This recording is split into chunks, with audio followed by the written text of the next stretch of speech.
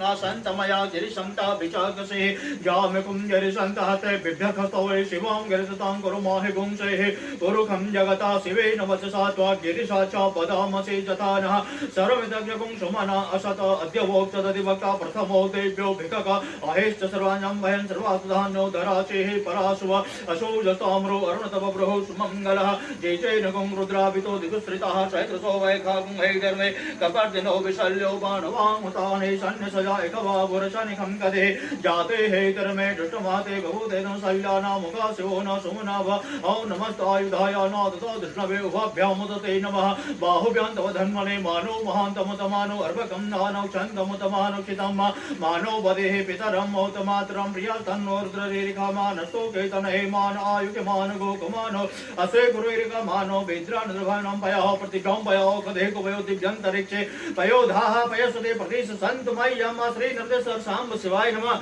पयस्नानं समर्पयामि पयस्नानान्ते शुद्धोदकस्नानं गंगाजल स्नानं समर्पयामि ओम शुद्धबाल सर्वशुद्धबालो मणिबालतासिना श्वेता श्वेताक्षो प्रणयाम अवलिप्ता रुद्रान भूरूपा पार्जन श्री नृदेश्वर सांब शिवाय नमः शुद्धोदकस्नान्ते दधि स्नानं समर्पयामि ओम दधि ग्रामणो